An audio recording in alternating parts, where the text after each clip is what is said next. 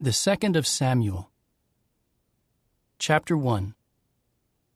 After Saul's death, when David had returned from defeating the Amalekites, David stayed at Ziklag for 2 days. On the third day, a man came from the camp of Saul with his garments ripped apart and dirt on his head. When he approached David, he fell down to the ground and prostrated himself. David asked him, "Where are you coming from?" He replied, "I have escaped from the camp of Israel." David asked him, "How did things turn out? Please tell me." To this he said, "The people have fled from the battle, and many have fallen and died. Even Saul and his son Jonathan have died." Then David asked the young man who brought him the news, "How do you know that Saul and his son Jonathan are dead?" The young man replied, "By chance I was on Mount Gilboa, and there was Saul supporting himself on his spear, and the chariots and horsemen had caught up with him. When he turned around and saw me, he called me, and I said, 'Here I am.' He asked me, 'Who are you?' I replied, 'I am an Amalekite.' Then he said, 'Please stand over me and put me to death, for I am in great agony, but I am still alive.' So I stood over him and put him to death, for I knew that he could not survive after he had fallen down wounded. Then I took the crown that was on his head and the bracelet that was on his arm, and I brought them here to my lord." At this David took hold of his garments and ripped them apart, and so did all the men who were with him. And they wailed and wept and fasted until evening, for Saul, for his son Jonathan, for the people of Jehovah, and for the house of Israel, because they had fallen by the sword. David asked the young man who brought him the news, "Where are you from?" He said, "I am the son of a foreign resident, an Amalekite." Then David said to him, "Why did you not fear to lift your hand to do away with the anointed of Jehovah?" With that David called one of the young men and said, "Step forward and strike him." So he struck him down, and he died. David said to him, "Your blood is on your own head, because your own mouth testified against you by saying, 'I myself put the anointed of Jehovah to death.'" Then David chanted this dirge over Saul and his son Jonathan, and said that the people of Judah should be taught the dirge called the bow, which is written in the book of Jashar. "The beauty, O Israel, lies slain upon your high places. How the mighty have fallen. Do not tell it in Gath. Do not announce it in the streets of Ashkelon. Or the daughters of the Philistines will rejoice, or the daughters of the uncircumcised men will exult. You mountains of Gilboa, may there be no dew or rain upon you, nor fields producing holy contributions. Because there the shield of mighty ones was defiled. The shield of Saul is no longer anointed with oil. From the blood of the slain, from the fat of mighty ones, the bow of Jonathan did not turn back, and the sword of Saul would not return without success. Saul and Jonathan, beloved and cherished during their life, and in death they were not separated. Swifter than the eagles they were, mightier than the lions. O daughters of Israel, weep over Saul, who clothed you in scarlet and finery, who put gold ornaments upon your clothing. How the mighty have fallen in battle. Jonathan lies slain upon your high places. I am distressed over you, my brother Jonathan. You were very dear to me. More wonderful was your love to me than the love of women. How the mighty have fallen, and the weapons of war have perished." Chapter 2. Afterward, David inquired of Jehovah, saying, "Should I go up into one of the cities of Judah?" Jehovah said to him, "Go up." David then asked, "Where should I go?" He replied, "To Hebron." So David went up there with his 2 wives, Ahinoam of Jezreel and Abigail the widow of Nabal the Carmelite. David also brought the men who were with him, each with his household, and they settled in the cities around Hebron. Then the men of Judah came, and there they anointed David as king over the house of Judah. They told David, "The men of Jabesh Gilead were the ones who buried Saul." So David sent messengers to the men of Jabesh Gilead and said to them, "May you be blessed by Jehovah, because you showed loyal love to your lord Saul by burying him. May Jehovah show loyal love and faithfulness to you. I will also show you kindness because you have done this. Now let your hands be strong and be courageous men, for your lord Saul is dead, and the house of Judah has anointed me as king over them." But Abner, the son of Ner, the chief of Saul's army, had taken Saul's son Ishbosheth and brought him across to Mahanaim, and made him king over Gilead, the Asherites, Jezreel, Ephraim, Benjamin, and over all Israel. Ishbosheth, Saul's son, was 40 years old when he became king over Israel, and he reigned for 2 years. The house of Judah, however, supported David. The time that David was king in Hebron over the house of Judah was 7 years and 6 months. In time, Abner, the son of Ner, and the servants of Ishbosheth, Saul's son, went out from Mahanaim to Gibeon. Joab, the son of Zeruiah, and the servants of David also went out and encountered them at the pool of Gibeon. And one group sat on this side of the pool, and the other group on that side of the pool. Finally, Abner said to Joab, "Let the young men get up and engage in combat before us." To this Joab said, "Let them get up." So they got up and crossed over by number, 12 for Benjamin and Saul's son Ishbosheth, and 12 from the servants of David.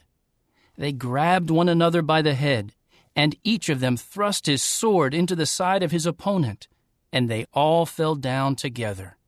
So that place, which is in Gibeon, was called Helkath Hazurim.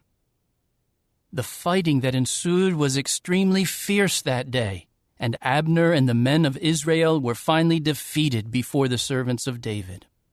Now the 3 sons of Zeruiah were there, Joab, Abishai, and Asahel. And Asahel was as swift on his feet as a gazelle in the open field. Asahel chased after Abner, and he would not veer to the right or to the left in his pursuit of Abner. When Abner looked behind, he asked, "Is that you, Asahel?" To which he replied, "Yes, it is." Then Abner said to him, "Veer to your right or to your left, and capture one of the young men, and take whatever you strip off him for yourself." But Asahel did not want to stop chasing him. So Abner said to Asahel once again, "Stop chasing me. Why should I strike you down? How could I look your brother Joab in the face?" But he kept refusing to stop.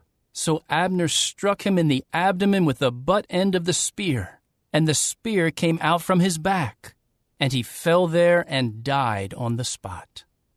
Everyone who came to the place where Asahel fell and died would stop and pause there. Then Joab and Abishai went in pursuit of Abner. As the sun was setting, they came to the hill of Ammah, which faces Giah on the way to the wilderness of Gibeon. And the Benjaminites gathered together behind Abner, and they formed one company and made a stand on the top of a certain hill. Then Abner called out to Joab, "Is the sword going to devour endlessly? Do you not know that the outcome will only be bitterness? How long then will it be before you tell the people to turn back from pursuing their brothers?" At that, Joab said, "As surely as the true God is living, if you had not spoken, then only by the morning would the people have stopped pursuing their brothers." Joab now blew the horn, and his men stopped chasing after Israel. and the fighting ceased. Abner and his men then marched through the Arabah all that night, and crossed the Jordan, and marched through the entire ravine, and finally came to Mahanaim. After Joab turned back from pursuing Abner, he gathered all the people together. Of David's servants, 19 were missing, in addition to Asahel. But the servants of David had defeated the Benjaminites and the men of Abner, and 360 of their men had died. They took Asahel and buried him in his father's tomb, which is at Bethlehem. Then Joab and his men marched all night long, and they reached Hebron at daybreak. Chapter 3. The war between the house of Saul and the house of David dragged on, and David kept getting stronger, and the house of Saul grew steadily weaker. Meanwhile, sons were born to David in Hebron. His firstborn was Amnon, by Ahinoam of Jezreel. His second was Chileab, by Abigail, the widow of Nabal the Carmelite. And the third was Absalom, the son of Maacah, the daughter of Talmai, the king of Geshur. The fourth was Adonijah, the son of Haggith. And the fifth was Shephatiah, the son of Abital. The sixth was Ithream, by David's wife Eglah. These were born to David in Hebron.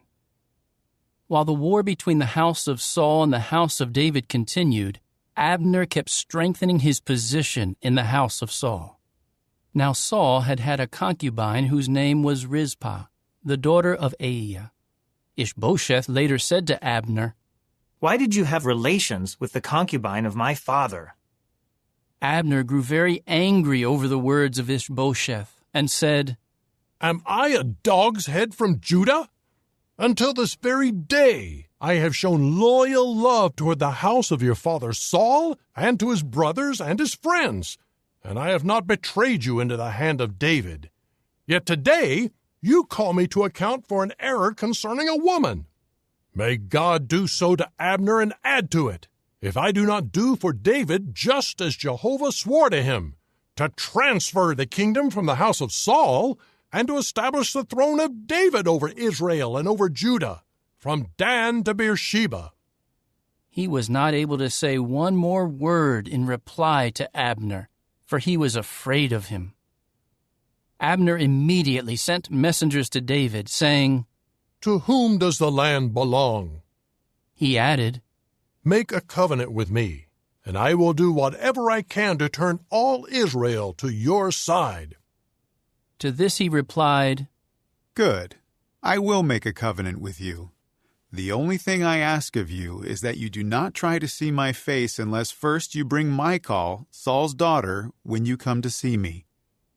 Then David sent messengers to Ishbosheth, Saul's son, saying, Give me my wife Michal, to whom I became engaged for 100 foreskins of the Philistines. So Ishbosheth sent to take her from her husband, Paltiel, the son of Laish. But her husband kept walking with her, weeping as he followed her as far as Bahurim. Then Abner said to him, "Go, return." At that he returned. Meanwhile, Abner sent word to the elders of Israel, saying, For some time you wanted to have David as king over you. Now act, for Jehovah said to David, By the hand of my servant David I will save my people Israel from the hand of the Philistines and from the hand of all their enemies. Then Abner spoke to the people of Benjamin. Abner also went to speak privately to David at Hebron, to tell him what Israel and the whole house of Benjamin had agreed upon. When Abner came to David at Hebron with 20 men, David held a feast for Abner and for the men with him. Then Abner said to David, Let me go and gather all Israel together to my lord the king, so that they may make a covenant with you, and you will become king over all that you desire. So David sent Abner off, and he went his way in peace. Just then, David's servants and Joab returned from a raid, bringing a great quantity of spoil back with them. Abner was no longer with David in Hebron, for he had sent him on his way in peace. When Joab and all the army that was with him arrived, Joab was told, Abner, the son of Ner, came to the king, and he sent him off, and he went his way in peace. So Joab went into the king and said, What have you done? Here Abner came to you. Why did you send him off so that he successfully got away? You know Abner the son of Ner. He came here to fool you, and to get to know your every move, and to find out everything that you were doing. So Joab left David and sent messengers after Abner, and they brought him back from the cistern of Sirah. But David did not know anything about it. When Abner returned to Hebron, Joab took him aside inside the gate to speak with him privately. However, there he stabbed him in the abdomen, and he died. This was for killing his brother Asahel. When David heard about it later, he said, I and my kingdom are forever innocent before Jehovah of the blood guilt for Abner the son of Ner. May it turn back on the head of Joab and on the entire house of his father. May Joab's house never be without a man suffering from a discharge, or a leper, or a man working at the spindle, or one falling by the sword, or one in need of food. So Joab and his brother Abishai killed Abner, because he had put Asahel their brother to death in the battle at Gibeon. Then David said to Joab and all the people with him, Rip your garments apart, and tie on sackcloth, and wail over Abner. King David himself was walking behind the funeral bier. They buried Abner in Hebron, and the king wept loudly at Abner's tomb, and all the people gave way to weeping. The king chanted over Abner and said, Should Abner die the death of a senseless person? Your hands had not been bound, and your feet were not in fetters. You fell like one falling before criminals. At that, all the people wept over him again. Later, all the people came to give David bread for consolation, while it was still daytime. But David swore, May God do so to me and add to it, if before the sun sets I taste bread or anything at all. All the people took notice, and it pleased them. Like everything that the king did, it pleased all the people. So all the people and all Israel knew on that day that the king was not responsible for having Abner the son of Ner put to death. Then the king said to his servants, Do you not know that a prince and a great man has fallen this day in Israel? Today I am weak, although anointed as king. And these men, the sons of Zeruiah, are too brutal for me. May Jehovah repay the evildoer according to his own evil. Chapter 4. When Saul's son Ishbosheth heard that Abner had died in Hebron, his courage failed him, and all the Israelites were disturbed. There were 2 men in charge of the marauder bands that belonged to the son of Saul. One was named Baanah, and the other Rechab. They were sons of Rimmon, the Beerothite, of the tribe of Benjamin. For Beeroth, too, used to be counted as part of Benjamin. The Beerothites ran away to Gittaim, and they are foreign residents there down to this day. Now Saul's son Jonathan had a son whose feet were crippled. He was 5 years old when the report about Saul and Jonathan came from Jezreel, and his nurse picked him up and fled. But as she was fleeing in panic, he fell and was crippled. His name was Mephibosheth. The sons of Rimmon the Beerothite, Rechab and Baanah, went to the house of Ishbosheth during the hot part of the day, as he was taking his midday rest. They went into the house as if they were getting wheat, and they struck him in the abdomen. Then Rechab and his brother Baanah escaped. When they had entered the house, he was lying on his bed in his bedroom, and they struck him and put him to death, after which they cut off his head. Then they took his head and walked all night long on the road to the Arabah. And they brought the head of Ishbosheth to David at Hebron, and said to the king, Here is the head of Ishbosheth, the son of Saul, your enemy, who sought your life. This day Jehovah gives to my lord the king revenge on Saul and his descendants." However, David answered Rechab and his brother Baanah, the sons of Rimmon the Beerothite, and said to them, "As surely as Jehovah is living, the one who rescued me out of all distress, when someone reported to me, 'Here Saul is dead,' and he thought he was bringing me good news, I took hold of him and killed him in Ziklag. That was the messenger's reward he received from me. How much more so when wicked men have killed a righteous man in his own house, on his bed? Should I not require his blood from your hands and rid the earth of you?" David then ordered the young men to kill them. They cut off their hands and feet and hung them by the pool in Hebron. But they took the head of Ishbosheth and buried it in the burial place of Abner in Hebron. Chapter 5. In time all the tribes of Israel came to David at Hebron and said, "Look, we are your own bone and flesh. In times past, while Saul was our king, you were the one who was leading Israel on its campaigns. And Jehovah said to you, 'You will shepherd my people Israel, and you will become leader over Israel.'" So all the elders of Israel came to the king at Hebron, and King David made a covenant with them in Hebron before Jehovah. Then they anointed David as king over Israel. David was 30 years old when he became king, and he reigned for 40 years. In Hebron, he reigned over Judah for 7 years and 6 months, and in Jerusalem, he reigned for 33 years over all Israel and Judah. And the king and his men set out for Jerusalem against the Jebusites who were inhabiting the land. They taunted David, "You will never come in here. Even the blind and the lame will drive you away." They thought, "David will never get in here." However, David captured the stronghold of Zion, which is now the city of David. So David said on that day, "Those who attack the Jebusites should go through the water tunnel to strike down both the lame and the blind who are hateful to David." That is why it is said, "The blind and the lame will never enter the house." Then David took up residence in the stronghold, and it was called the City of David.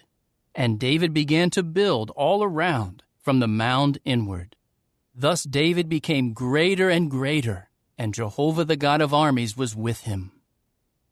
King Hiram of Tyre sent messengers to David, also cedar timbers, woodworkers, and stonemasons for building walls, and they began to build a house for David. And David knew that Jehovah had firmly established him as king over Israel, and had exalted his kingdom for the sake of his people Israel. David took more concubines and wives in Jerusalem after he came from Hebron, and more sons and daughters were born to David. These are the names of those born to him in Jerusalem: Shemua, Shobab, Nathan, Solomon, Ibhar, Elishua, Nepheg, Japhiah, Elishama, Eliada, and Eliphalet. When the Philistines heard that David had been anointed as king over Israel, all the Philistines came up to search for David. When David heard about it, he went down to the stronghold. Then the Philistines came in and spread out in the valley of Rephaim. David inquired of Jehovah, saying, "Should I go up against the Philistines? Will you give them into my hand?" At this Jehovah said to David, "Go up, for I will surely give the Philistines into your hand." So David came to Baal-perazim, and David struck them down there. At that he said, "Jehovah has broken through my enemies before me like a breach made by waters." That is why he named that place Baal-perazim. The Philistines abandoned their idols there, and David and his men took them away. Later the Philistines came up once again and spread out in the valley of Rephaim. David inquired of Jehovah, but he said, "Do not go directly up, Instead, go around behind them and come against them in front of the beka bushes. And when you hear the sound of marching in the tops of the beka bushes, then act decisively, for Jehovah will have gone out before you to strike down the army of the Philistines." So David did just as Jehovah commanded him, and he struck down the Philistines from Geba all the way to Gezer. Chapter 6. David again gathered all the best troops in Israel, 30,000 men. Then David and all the men with him set out for Baal-e-Judah to bring up from there the ark of the true God, before which people call on the name of Jehovah of armies, who sits enthroned above the cherubs. However, they placed the ark of the true God on a new wagon to transport it from the house of Abinadab, which was on the hill. And Uzzah and Ahio, the sons of Abinadab, were leading the new wagon. So they transported the ark of the true God from Abinadab's house on the hill, and Ahio was walking ahead of the ark. David and all the house of Israel were celebrating before Jehovah with all sorts of juniper wood instruments, harps, other stringed instruments, tambourines, sistrums, and cymbals. But when they came to the threshing floor of Nacon, Uzzah thrust his hand out to the ark of the true God and grabbed hold of it, for the cattle nearly upset it. At that Jehovah's anger blazed against Uzzah, and the true God struck him down there for his irreverent act, and he died there beside the ark of the true God. But David became angry because Jehovah's wrath had broken through against Uzzah, and that place has been called Perez Uzzah down to this day. So David became fearful of Jehovah on that day and said, "How can the ark of Jehovah come to me?" David was not willing to bring the ark of Jehovah to where he was in the city of David. Instead, David had it taken to the house of Obed-Edom, the Gittite. The ark of Jehovah remained at the house of Obed-Edom the Gittite for 3 months, and Jehovah kept blessing Obed-Edom and all his household. The report was made to King David, "Jehovah has blessed the house of Obed-Edom and all that belongs to him because of the ark of the true God." So David went to bring the ark of the true God from the house of Obed-Edom up to the city of David with rejoicing. When the carriers of the ark of Jehovah had marched 6 steps, he sacrificed a bull and a fattened animal. David was dancing around before Jehovah with all his might. All the while, David wore a linen ephod. David and all the house of Israel were bringing up the ark of Jehovah with joyful shouting and with the sound of the horn.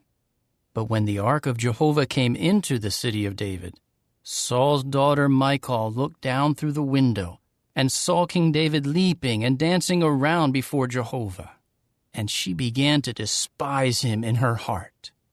So they brought the ark of Jehovah in and set it in its place inside the tent that David had pitched for it. Then David offered up burnt offerings and communion sacrifices before Jehovah. When David finished offering up the burnt offerings and the communion sacrifices, he blessed the people in the name of Jehovah of armies. Further, he distributed to all the people, to the whole multitude of Israel, to each man and woman, a ring-shaped loaf of bread, a date cake, and a raisin cake.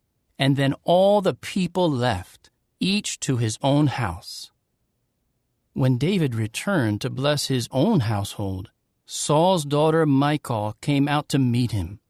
She said, "How glorious the king of Israel made himself when he uncovered himself today before the eyes of the slave girls of his servants, just as an empty-headed man openly uncovers himself." At this, David said to Michal, "My celebration was before Jehovah, who chose me rather than your father and all his household, and who appointed me as leader over Jehovah's people Israel. Therefore I will celebrate before Jehovah, and I will humble myself even more than this, and become low even in my own eyes. But by the slave girls whom you mentioned, I will be glorified." So Saul's daughter Michal had no children down to the day of her death. Chapter 7. When the king was settled in his own house, and Jehovah had given him rest from all his surrounding enemies, the king said to Nathan the prophet, "Here I am living in a house of cedars, while the ark of the true God sits in the midst of tent cloths." Nathan replied to the king, "Go and do whatever is in your heart, for Jehovah is with you." On that very night, the word of Jehovah came to Nathan, saying, "Go and say to my servant David, this is what Jehovah says, should you build me a house to dwell in? For I have not dwelled in a house from the day I brought the people of Israel out of Egypt to this day, but I have been moving about in a tent and in a tabernacle. During all the time that I went with all the Israelites, did I ever say one word to any of the tribal leaders of Israel, whom I appointed to shepherd my people Israel, saying, Why did you not build a house of cedars for me? Now say this to my servant David. This is what Jehovah of armies says. I took you from the pastures, from following the flock, to become a leader over my people Israel. And I will be with you wherever you go, and I will do away with all your enemies from before you, and I will make a great name for you like the name of the great men of the earth. I will appoint a place for my people Israel and settle them, and they will live there and not be disturbed any more, and wicked men will not oppress them again as they did in the past, from the day that I appointed judges over my people Israel. And I will give you rest from all your enemies. Also, Jehovah has told you that Jehovah will make a house for you. When your days come to an end, and you are laid to rest with your forefathers, then I will raise up your offspring after you, your own son, and I will firmly establish his kingdom. He is the one who will build a house for my name, and I will firmly establish the throne of his kingdom forever. I will become his father, and he will become my son. When he does wrong, I will reprove him with the rod of men, and with the strokes of the sons of men. My loyal love will not be taken away from him, the way I took it away from Saul, whom I removed from before you. Your house and your kingdom will be secure forever before you. Your throne will be firmly established forever." Nathan told David all these words and this entire vision. At that, King David came in and sat down before Jehovah and said, "Who am I, O sovereign Lord Jehovah? And what is my house that you have brought me this far? As if this were not enough, O sovereign Lord Jehovah, you also speak about the house of your servant down to a distant future time. And this is instruction for all mankind, O sovereign Lord Jehovah. What more can your servant David say to you when you know me so well, O sovereign Lord Jehovah? For the sake of your word and in agreement with your heart you have done all these great things and have revealed them to your servant. That is why you are truly great, O sovereign Lord Jehovah. There is no one like you, and there is no God except you. Everything we have heard with our ears confirms this. And what other nation on earth is like your people Israel? God went and redeemed them as his people, making a name for himself by doing great and awe-inspiring things for them. You drove out the nations and their gods in behalf of your people, whom you redeemed to yourself from Egypt. You established your people Israel as your own people for all time, and you, O Jehovah, have become their God. Now, O Jehovah God, carry out the promise you have made concerning your servant and his house for all time, and may you do just as you have promised. May your name be exalted forever, so that people may say, Jehovah of armies is God over Israel. And may the house of your servant David be firmly established before you. For you, Jehovah of armies, the God of Israel, have made a revelation to your servant by saying, I will build a house for you. That is why your servant has the courage to pray this prayer to you. And now, O sovereign Lord Jehovah, you are the true God, and your words are truth, and you have promised these good things to your servant. So may it please you to bless the house of your servant, and may it continue forever before you. For you, O sovereign Lord Jehovah, have promised, and with your blessing, may the house of your servant be blessed forever. Chapter 8. Sometime later, David defeated the Philistines and subdued them, and David took Metheg-Ammah out of the hands of the Philistines. He defeated the Moabites and made them lie down on the ground, and measured them with a line. He measured out 2 lines to be put to death, and 1 full line to be kept alive. And the Moabites became David's servants and brought tribute. David defeated Hadad-ezer, the son of Rehob, the king of Zobah, as he was on his way to restore his authority at the Euphrates River. David captured 1,700 horsemen and 20,000 foot soldiers from him. Then David hamstrung all but 100 of the chariot horses. When the Syrians of Damascus came to help King Hadad-ezer of Zobah, David struck down 22,000 of the Syrians. David then established garrisons in Syria of Damascus, and the Syrians became David's servants and brought tribute. Jehovah gave David victory wherever he went. Moreover, David took the circular shields of gold from the servants of Hadad-ezer and brought them to Jerusalem. From Beta and Berothai, cities of Hadad-ezer, King David took a great quantity of copper. Now King Toi of Hamath heard that David had defeated the entire army of Hadad-ezer.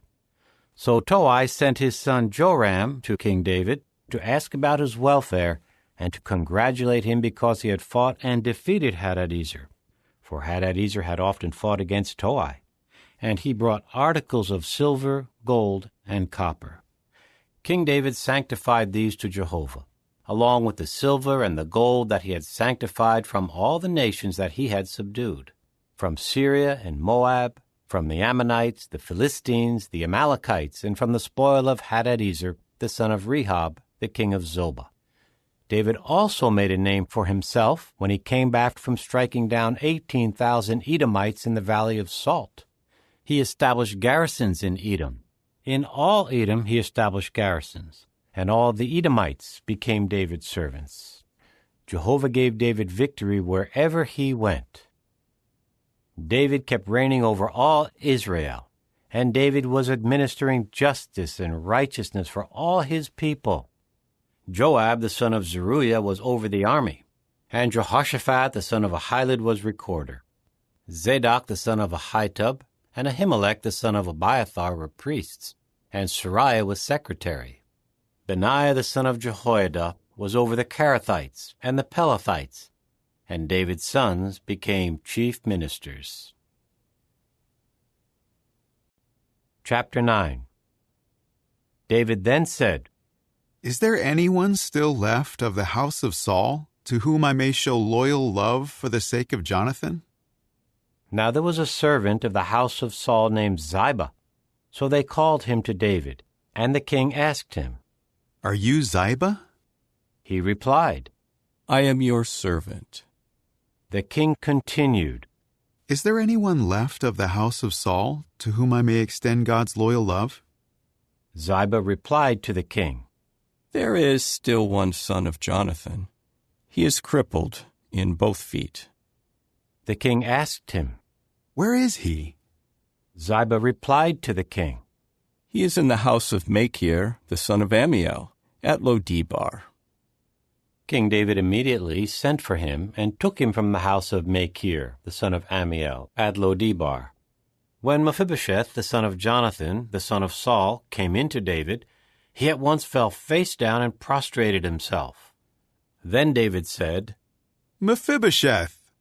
To which he replied, Here is your servant. David said to him, Do not be afraid, for I will certainly show loyal love to you for the sake of your father Jonathan, and I will return to you all the land of Saul your grandfather, and you will always dine at my table." At that, he prostrated himself and said, "What is your servant, that you have turned your attention to a dead dog like me?" The king now sent for Ziba, Saul's attendant, and said to him, "Everything that belonged to Saul and to all his house I give to the grandson of your master. You will cultivate the land for him, you and your sons and your servants, and you will gather its produce to provide food for those who belong to the grandson of your master to eat. But Mephibosheth, the grandson of your master, will always dine at my table." Now Ziba had 15 sons and 20 servants. Then Ziba said to the king, "Your servant will do all that my lord the king commands his servant to do."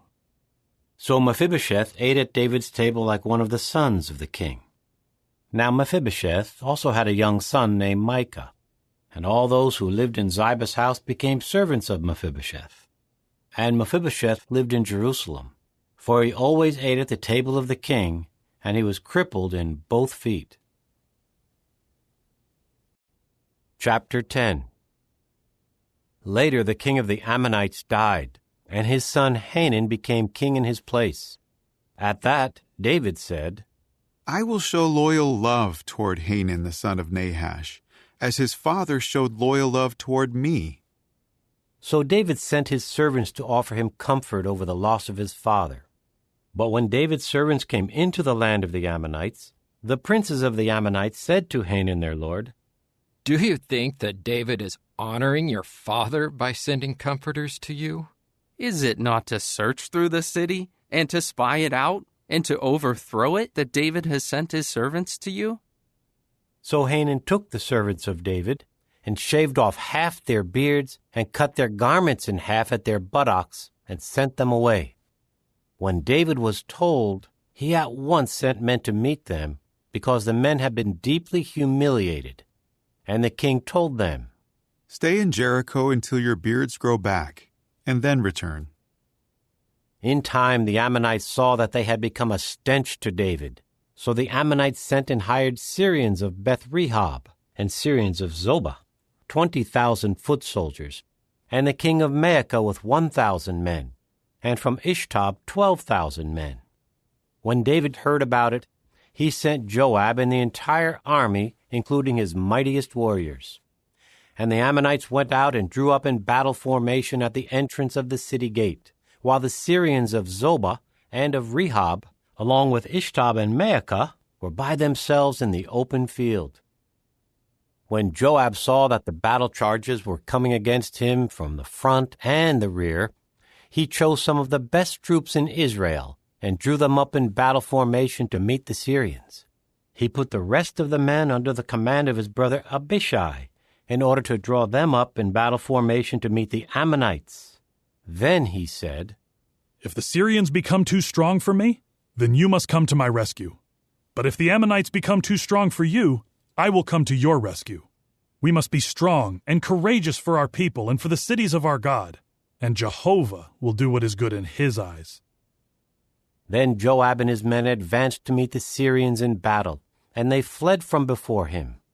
When the Ammonites saw that the Syrians had fled, they fled from Abishai and went into the city. After that, Joab returned from the Ammonites and came to Jerusalem. When the Syrians saw that they had been defeated by Israel, they regrouped. So Hadadezer sent for the Syrians in the region of the river, and then they came to Helam, with Shobach, the chief of the army of Hadadezer, leading them. When the report was made to David, he immediately gathered all Israel and crossed the Jordan and came to Helam. The Syrians then drew up in battle formation to meet David and fought against him. But the Syrians fled from Israel, and David killed 700 charioteers and 40,000 horsemen of the Syrians, and he struck down Shobach, the chief of their army, who died there. When all the kings, the servants of Hadadezer, saw that they had been defeated by Israel, they promptly made peace with Israel and became their subjects. And the Syrians were afraid to help the Ammonites any more. Chapter 11.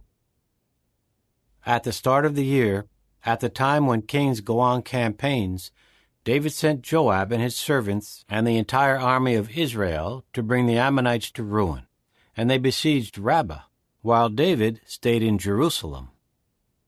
One evening, David got up from his bed and walked around on the rooftop of the king's house. From the rooftop, he saw a woman bathing, and the woman was very beautiful. David sent someone to inquire about the woman, and he reported, "Is this not Bathsheba, the daughter of Eliam, and the wife of Uriah the Hittite?" Then David sent messengers to bring her. So she came in to him, and he lay down with her. This happened while she was purifying herself from her uncleanness. Afterward, she returned to her house.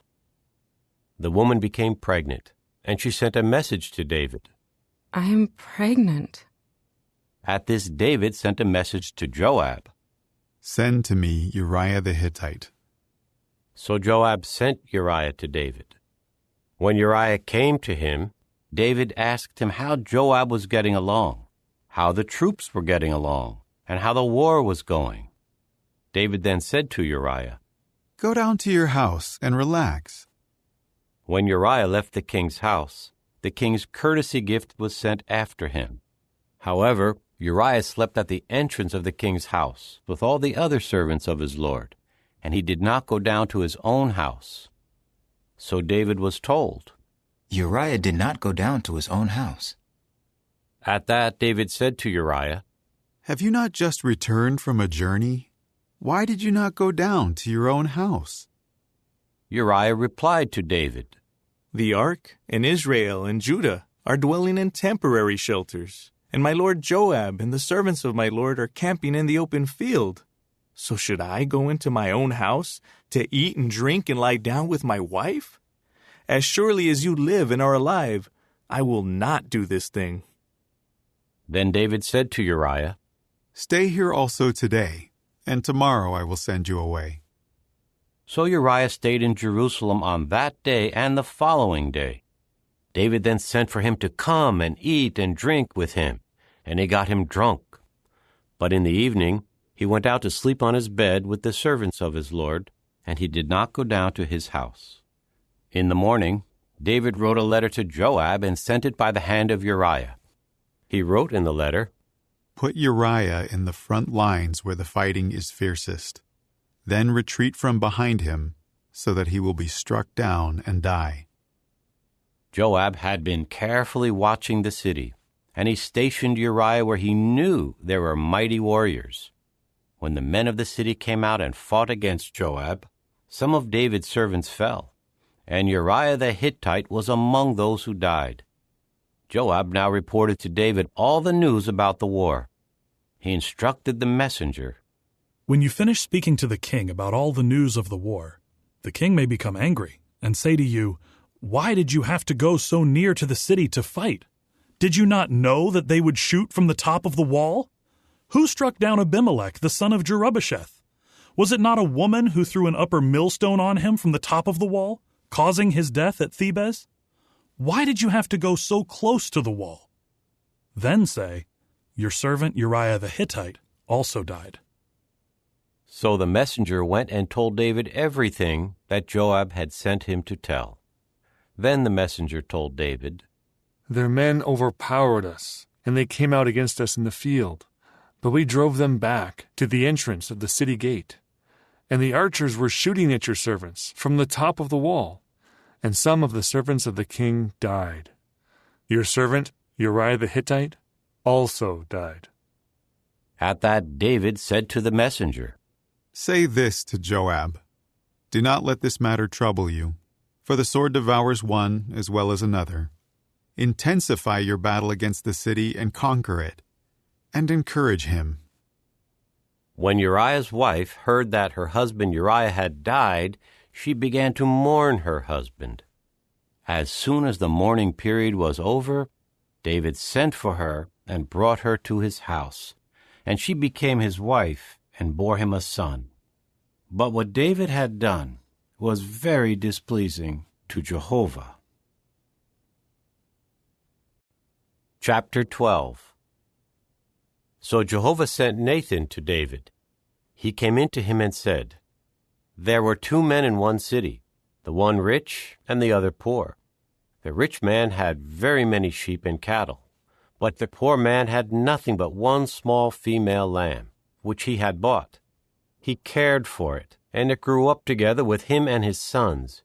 It would eat from the little food he had, and drink from his cup, and sleep in his arms. It became as a daughter to him. Later, a visitor came to the rich man, but he would not take any of his own sheep and cattle to prepare a meal for the traveler who had come to him. Instead, he took the poor man's lamb and prepared it for the man who had come to him. At this, David grew very angry against the man, and he said to Nathan, As surely as Jehovah is living, the man who did this deserves to die. And he should pay for the lamb 4 times over, because he did this and showed no compassion. Then Nathan said to David, You are the man. This is what Jehovah the God of Israel says. I myself anointed you as king over Israel, and I rescued you from the hand of Saul. I was willing to give you your master's house and put your master's wives in your arms. And I gave you the house of Israel and of Judah. And as if that were not enough, I was willing to do much more for you. Why did you despise the word of Jehovah by doing what is bad in his eyes? You struck down Uriah the Hittite with the sword. Then you took his wife as your wife after you killed him by the sword of the Ammonites. Now a sword will never depart from your own house, because you despised me by taking the wife of Uriah the Hittite as your wife. This is what Jehovah says. Here I am bringing against you calamity from within your own house, and before your own eyes I will take your wives and give them to another man, and he will lie down with your wives in broad daylight. Although you acted in secret, I will do this in front of all Israel and in broad daylight. David then said to Nathan, I have sinned against Jehovah. Nathan replied to David, Jehovah in turn forgives your sin. You will not die. Nevertheless, because you have treated Jehovah with utter disrespect in this matter, the son just born to you will certainly die. Then Nathan went to his own house.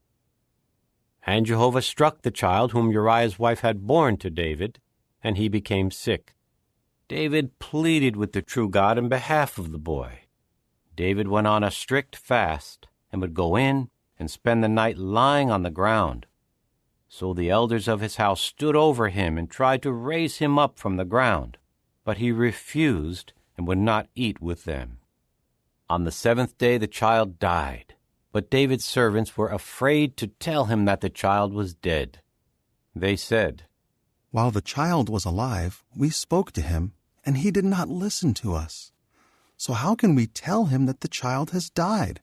He may do something terrible. When David saw that his servants were whispering to one another, he discerned that the child had died. David said to his servants, Has the child died? They replied, He has died.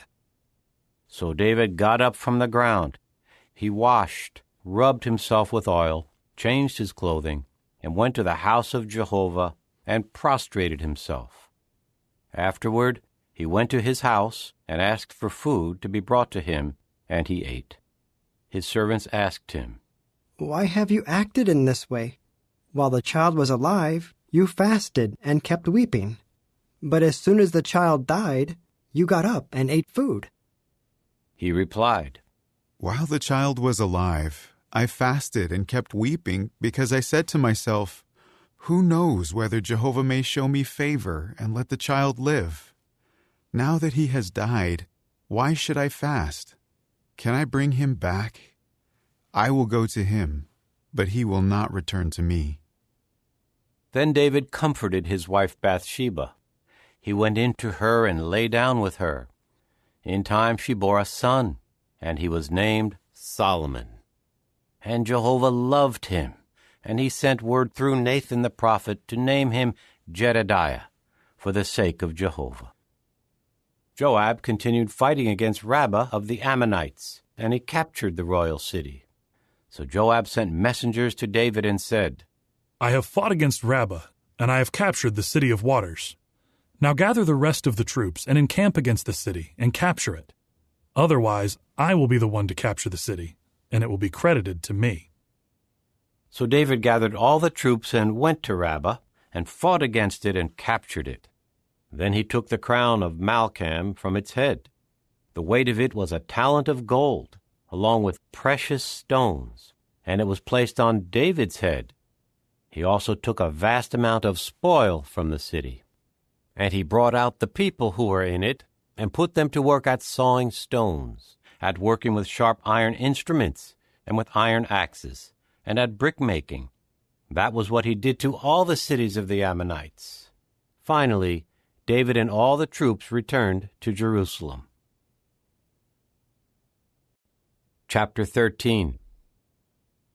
Now David's son Absalom had a beautiful sister named Tamar, and David's son Amnon fell in love with her. Amnon was so distressed that he became sick because of his sister Tamar, for she was a virgin, and it seemed impossible for Amnon to do anything to her. Now Amnon had a companion named Jehonadab, the son of Shimeah, David's brother, and Jehonadab was a very clever man. So he said to him, Why are you, the king's son, so depressed every morning? Why not tell me? Amnon replied to him, I am in love with Tamar, the sister of my brother Absalom. Jehonadab replied to him, Lie down on your bed and pretend to be sick. When your father comes to see you, say to him, Please let my sister Tamar come and serve me some food. If she prepares the food given to the sick before my eyes, I will eat it from her hand. So Amnon lay down and pretended to be sick, and the king came in to see him. Then Amnon said to the king, Please, let my sister Tamar come in and bake 2 heart-shaped cakes before my eyes, so that I may take food from her hand. At that, David sent a message to Tamar at the house, saying, Please go to the house of your brother Amnon and prepare food for him. So Tamar went to the house of her brother Amnon, where he was lying down. She took the dough and kneaded it into cakes before his eyes and cooked the cakes. Then she took the pan and served him. But Amnon refused to eat and said, Have everybody leave me. So everybody left him. Amnon now said to Tamar, Bring the food into the bedroom, so that I may eat it from your hand. So Tamar took the heart-shaped cakes that she had made and brought them to her brother Amnon in the bedroom. When she brought them for him to eat, he grabbed her and said, Come, lie down with me, my sister. But she said to him, No, my brother, do not humiliate me, for such a thing is not done in Israel. Do not do this disgraceful thing. How could I live down my shame? And you will be regarded as one of the disgraceful men in Israel. Now speak, please, to the king, for he will not withhold me from you. But he refused to listen to her, and he overpowered her and humiliated her by raping her. Then Amnon began hating her with a very intense hatred, so that his hatred for her became greater than the love he had felt for her. Amnon said to her, Get up, go away. At this, she said to him, No, my brother, for sending me away now is worse than what you have done with me. But he refused to listen to her. With that, he called his young attendant and said, Get this person out of my presence, please, and lock the door behind her. Now she was wearing a special robe, for those were the garments that the virgin daughters of the king wore. So his attendant led her outside, and he locked the door behind her. Then Tamar put ashes on her head, and she ripped apart the fine robe she was wearing, and she kept her hands on her head and walked off, crying out as she walked. At this her brother Absalom asked her, Was it your brother Amnon who was with you? And now keep silent, my sister. He is your brother. Do not let your heart dwell on this matter. Then Tamar lived in isolation at the house of her brother Absalom. When King David heard about all these things, he became very angry, but he would not hurt the feelings of Amnon his son, because he loved him, for he was his firstborn. And Absalom said nothing to Amnon, either bad or good, for Absalom hated Amnon because he had humiliated his sister Tamar. After 2 full years, Absalom's sheep shearers were at Baal Hazor, near Ephraim, and Absalom invited all the sons of the king. So Absalom came into the king and said, Your servant is having his sheep sheared. Please, let the king and his servants go with me. But the king said to Absalom, No, my son. If all of us go, we will be a burden to you. Although he kept urging him, he did not consent to go, but he blessed him. Absalom then said, If not you, please let my brother Amnon go with us. The king replied to him, Why should he go with you? But Absalom urged him, so he sent Amnon and all the king's sons with him. Then Absalom ordered his attendants, Watch, and when Amnon's heart is in a cheerful mood from the wine, I will say to you, Strike down Amnon. You must then put him to death. Do not be afraid. Is it not I who command you? Be strong and courageous. So Absalom's attendants did to Amnon exactly as Absalom had ordered. Then all the other sons of the king got up, and each one mounted his mule and fled. While they were on the way, the report reached David. Absalom has struck down all the sons of the king, and not one of them survived. At this, the king got up and ripped his clothes apart and lay on the ground, and all his servants were standing by with their garments ripped apart. However, Jehonadab, the son of Shimeah, David's brother, said, Do not let my lord think that they have killed all the young sons of the king, for only Amnon has died. This is by the order of Absalom, who decided to do this from the day that Amnon humiliated his sister Tamar. Now do not let my lord the king pay attention to the report that says all the king's sons have died. Only Amnon has died. Meanwhile, Absalom ran away. Later the watchman raised his eyes and saw that there were many people coming from the road behind him next to the mountain. At this, Jehonadab said to the king, Look, the king's sons have returned. It is just as your servant said. As he finished speaking, the king's sons came in, weeping loudly. Also the king and all his servants wept very bitterly. But Absalom fled and went to Talmai the son of Ammihud, the king of Geshur. David mourned his son for many days. After Absalom fled and went to Geshur, he stayed there for 3 years. Finally, King David longed to go to Absalom, for he had become reconciled to the death of Amnon. Chapter 14. Now Joab the son of Zeruiah learned that the king's heart longed for Absalom. So Joab sent to Tekoa and summoned from there a clever woman and told her, Act like you are in mourning, please, and put on garments of mourning, and do not rub yourself with oil. Behave like a woman who has been mourning over someone dead for a long time. Then go in and speak to the king like this. With that, Joab put the words in her mouth. The Tekoite woman went in to the king and fell with her face to the ground and prostrated herself and said, Help me, O king. The king replied to her, What is the matter? To this she said, Alas, I am a widow. My husband is dead, and I, your servant, had 2 sons, and the 2 of them fought with each other in the field. There was no one to separate them, and one struck the other down and killed him. Now the whole family has risen up against me, your servant, and they are saying, 'Hand over the one who struck his brother, so that we may put him to death for the life of his brother whom he killed, even if it means wiping out the air.'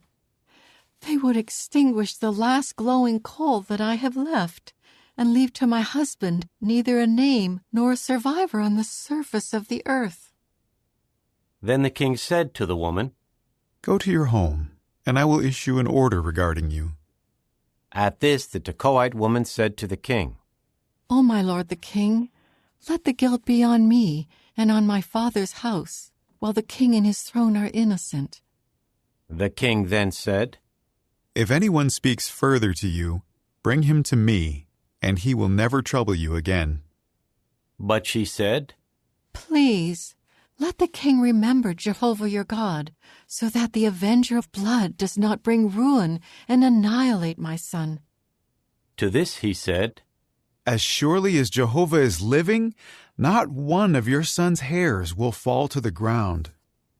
The woman now said, "Let your servant, please, speak a word to my lord the king." So he said, "Speak." The woman said, "Why then have you thought to do something like this against the people of God? When the king speaks this way, he makes himself guilty, for the king does not bring back his own banished son. We will surely die and be like waters that are poured out on the ground, which cannot be recovered. But God would not take away a life, and he considers reasons why the banished one should not always be banished from him. I have come in to say this to my lord the king, because the people made me afraid. So your servant said, 'Let me speak, please, to the king. Perhaps the king will act on the request of his slave. The king may listen and rescue his slave from the hand of the man seeking to annihilate me and my only son from the inheritance God gave us.' Then your servant said, 'May the word of my lord the king please give me relief. For my lord the king is just like an angel of the true God in distinguishing what is good from what is bad. May Jehovah your God be with you.'" The king now answered the woman, "Please do not hide from me anything I ask you." The woman replied, "Let my lord the king speak, please."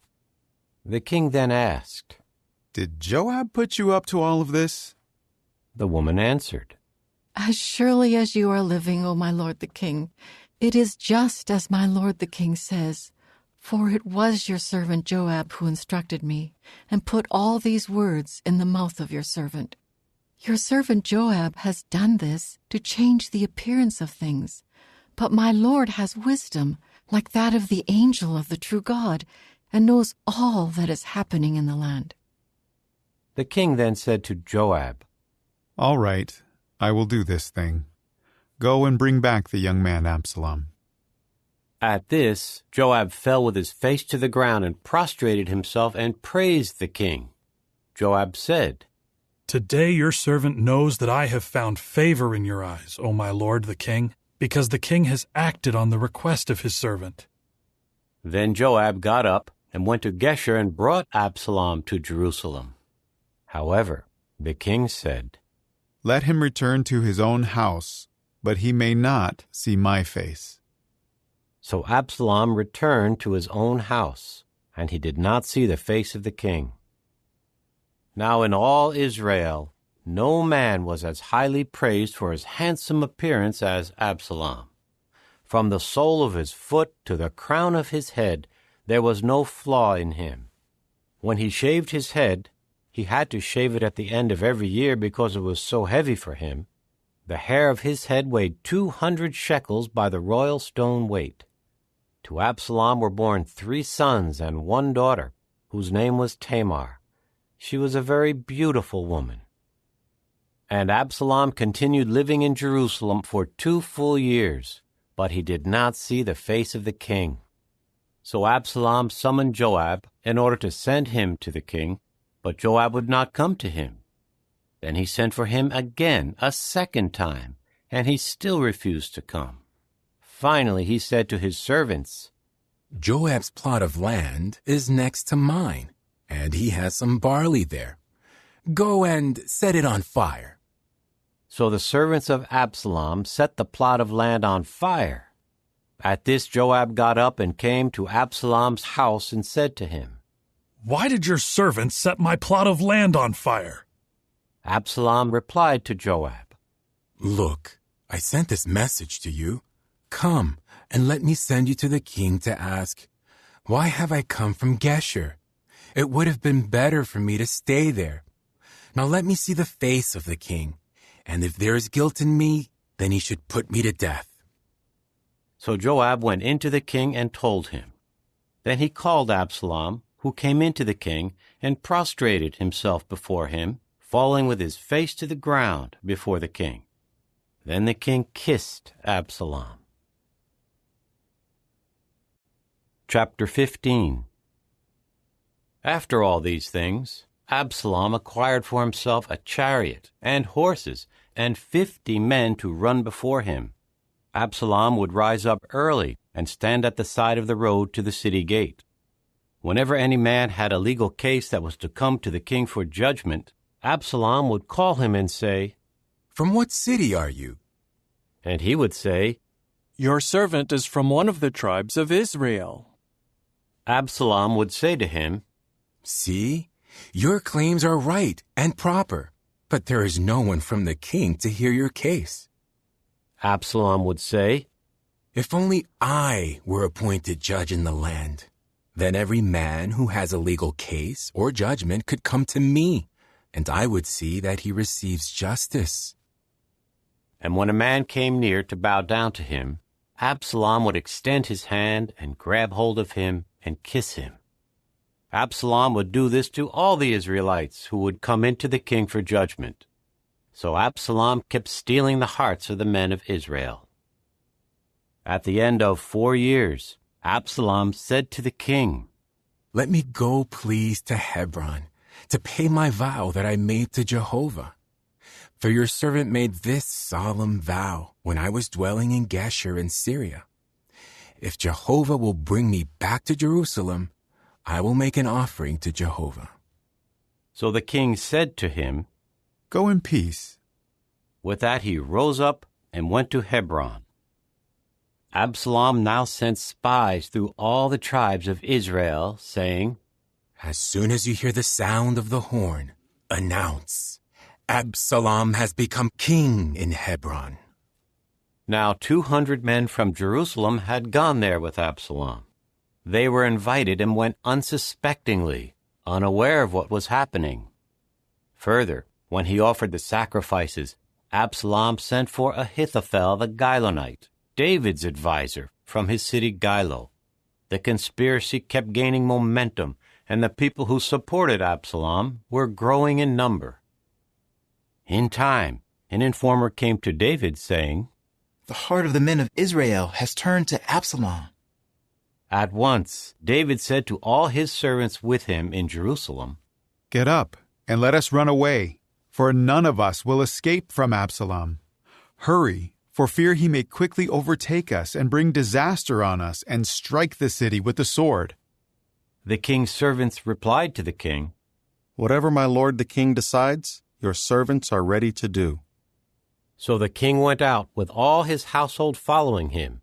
But the king left 10 concubines to take care of the house. And the king continued on his way out with all the people following, and they stopped at Beth-merhak. All his servants leaving with him, and all the Kerethites, the Pelethites, and the Gittites, 600 men who had followed him from Gath, were passing by as the king reviewed them. Then the king said to Ittai the Gittite, "Why should you also go with us? Go back and dwell with the new king, for you are a foreigner and also an exile from your place. Yesterday you came, so today should I make you wander with us, to go when I must go and where I must go? Go back and take your brothers with you, and may Jehovah show you loyal love and faithfulness." But Ittai answered the king, "As surely as Jehovah is living, and as surely as my lord the king is living, wherever my lord the king may be, whether for death or for life, there your servant will be." At that David said to Ittai, Go and cross over." So Ittai the Gittite crossed over, together with all his men and children. Everyone in the land was weeping loudly while all these people crossed over, and the king was standing by the Kidron Valley. All the people were crossing over to the road leading to the wilderness. Zadok was also there, and with him were all the Levites carrying the ark of the covenant of the true God. And they set the ark of the true God down, and Abiathar went up, while all the people completed crossing over from the city. But the king said to Zadok, "Take the ark of the true God back to the city.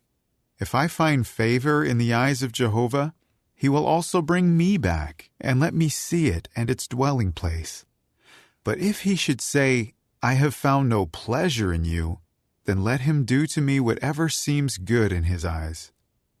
The king said to Zadok the priest, "Are you not a seer? Return to the city in peace, and take the 2 sons of you men with you, Ahimaaz your own son, and Jonathan the son of Abiathar. See, I will linger by the fords of the wilderness until word comes from you to inform me." So Zadok and Abiathar took the ark of the true God back to Jerusalem, and they remained there. As David was going up the Mount of Olives, he was weeping as he went up. His head was covered, and he was walking barefoot. All the people with him also covered their heads, and were weeping as they went up. David was then told, "Ahithophel is among those conspiring with Absalom." At this David said, "Turn, please, the advice of Ahithophel into foolishness, O Jehovah." When David came to the summit where people used to bow down to God, Hushai the Archite was there to meet him, with his robe ripped apart and dirt on his head. However, David said to him, "If you go across with me, you will be a load on me. But if you return to the city, and you say to Absalom, 'I am your servant, O king. I was the servant of your father in the past, but now I am your servant,' you can then frustrate the advice of Ahithophel for me. Are not Zadok and Abiathar the priests there with you? You must tell Zadok and Abiathar the priests everything that you hear from the house of the king. Look, there with them are their 2 sons, Ahimaaz the son of Zadok, and Jonathan the son of Abiathar, and through them send to me everything that you hear." So Hushai, David's friend, went into the city as Absalom was entering into Jerusalem. Chapter 16. When David had passed a little beyond the summit, Ziba, the attendant of Mephibosheth, was there to meet him with a couple of saddled donkeys, and on them were 200 loaves of bread, 100 cakes of raisins, 100 cakes of summer fruit, and a large jar of wine. Then the king said to Ziba, "Why have you brought these things?" Ziba replied, "The donkeys are for the household of the king to ride. The bread and the summer fruit are for the young men to eat, and the wine is for those who get exhausted in the wilderness to drink." The king now said, "And where is the son of your master?" At this Ziba said to the king, "He is staying in Jerusalem, for he said, 'Today the house of Israel will give back the royal rule of my father to me.'" The king then said to Ziba, "Look, everything that belongs to Mephibosheth is yours." Ziba replied, "I bow down before you. May I find favor in your eyes, my lord the king." When King David reached Bahurim, a man of the family of Saul's house named Shimei, the son of Gera, came out shouting curses as he approached. He was throwing stones at David and at all the servants of King David, as well as at all the people and the mighty men on his right and on his left. Shimei said as he cursed, "Get out! Get out, you blood-guilty man! You worthless man! Jehovah has brought back on you all the blood guilt for the house of Saul, in whose place you have ruled as king. But Jehovah gives the kingship into the hand of Absalom your son. Now calamity has overtaken you, because you are a blood-guilty man." Then Abishai the son of Zeruiah said to the king, "Why should this dead dog curse my lord the king? Let me go over, please, and take off his head." But the king said, "What do I have to do with you, you sons of Zeruiah? Let him curse me, for Jehovah has said to him, 'Curse David.' So who should say, 'Why are you doing this?'" David then said to Abishai and all his servants, "Here my own son, who came from my own body, is seeking my life. And how much more now a Benjaminite? Leave him alone, so that he may curse me, for Jehovah told him to. Perhaps Jehovah will see my affliction, and Jehovah will restore goodness to me instead of the curses shouted at me this day." With that, David and his men kept going down the road while Shimei was walking alongside the mountain abreast of him, shouting curses and throwing stones and a lot of dust. At length the king and all the people with him arrived at their destination exhausted, and they refreshed themselves. Meanwhile, Absalom and all the men of Israel arrived in Jerusalem, and Ahithophel was with him. When Hushai the Archite, David's friend, came into Absalom, Hushai said to Absalom, "Long live the king! Long live the king!" At this Absalom said to Hushai, "Is this your loyal love toward your friend? Why did you not go with your friend?" So Hushai said to Absalom, "No, I am on the side of the one who has been chosen by Jehovah, this people, and all the men of Israel. I will stay with him. And again I say, whom should I serve? Should it not be his son? Just as I served your father, so I will serve you." Absalom then said to Ahithophel, "Give me your advice. What should we do?" At that Ahithophel said to Absalom, "Have relations with your father's concubines, those whom he left behind to take care of the house. Then all Israel will hear that you have made yourself a stench to your father, and those who support you will be strengthened." So they pitched a tent for Absalom on the roof, and Absalom had relations with the concubines of his father before the eyes of all Israel. In those days, the advice that Ahithophel gave was considered as the word of the true God. That was how all the advice of Ahithophel was esteemed, both by David and by Absalom. Chapter 17. Ahithophel then said to Absalom, "Please, let me choose 12,000 men and rise up and chase after David tonight. I will come upon him when he is weary and powerless, and I will throw him into a panic, and all the people who are with him will flee, and I will strike down only the king. Then I will bring all the people back to you.